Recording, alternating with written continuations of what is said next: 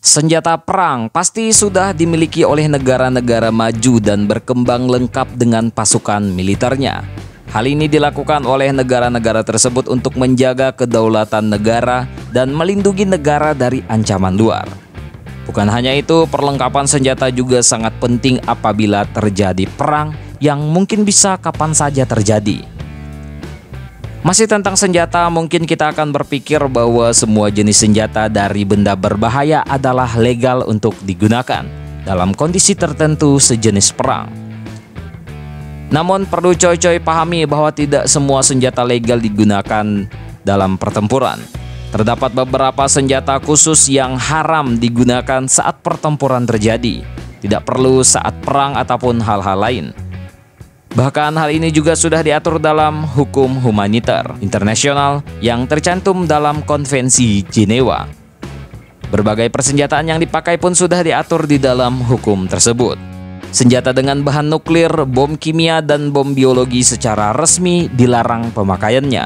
Hal ini dikarenakan dianggap mempunyai efek yang dapat merusak lingkungan, mengakibatkan korban sipil, juga akan menimbulkan penderitaan yang tidak seharusnya dan berkepanjangan, seperti kanker.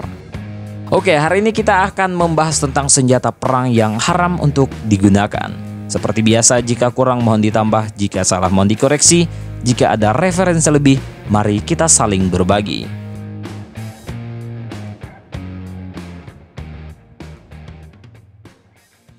Gas beracun.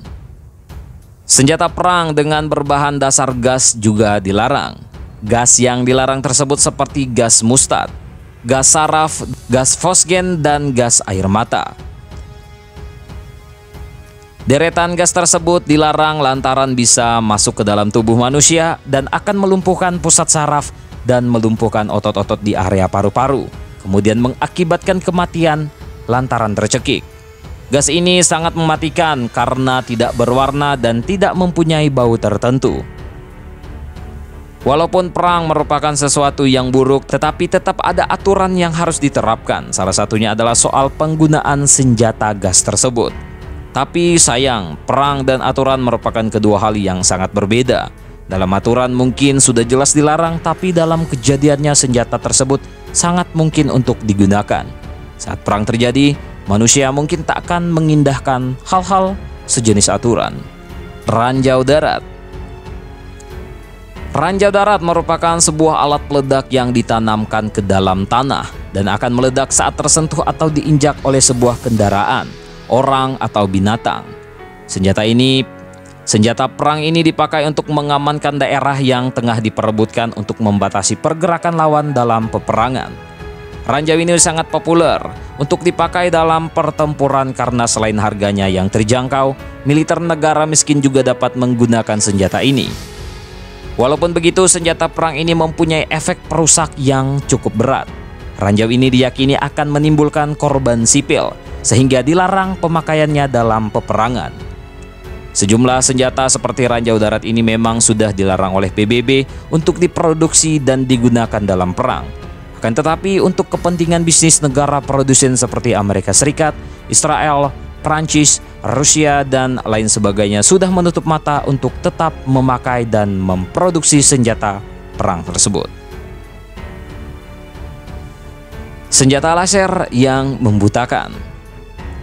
Mungkin banyak dari coy-coy sekalian yang berpikir bahwa sinar laser hanya akan dipakai untuk bermain-main dan hiburan semata. Tetapi siapa sangka ternyata benda-benda yang satu ini juga dapat dipakai sebagai senjata perang. Cara pemakaian senjata ini adalah dengan mengarahkan pancaran sinar laser ke mata musuh.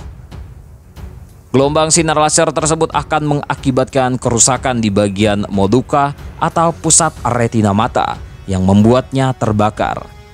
Semakin besar energi gelombang sinar laser, maka akan semakin cepat kebutaan dialami musuh.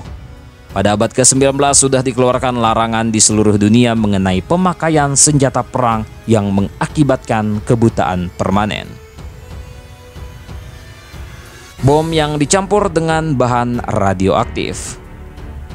Bom yang sudah dicampurkan dengan bahan radioaktif dikatakan sebagai bom kotor. Senjata perang ini haram untuk digunakan. Hal ini lantaran memiliki dampak yang dapat melibatkan warga sipil dan bisa membuat mereka celaka sampai mengalami kematian. Bukan hanya itu, bom ini juga akan berdampak berat pada area yang terkena. Ciri khas dari bom ini adalah membentuk gumpalan besar mirip awan saat diledakkan.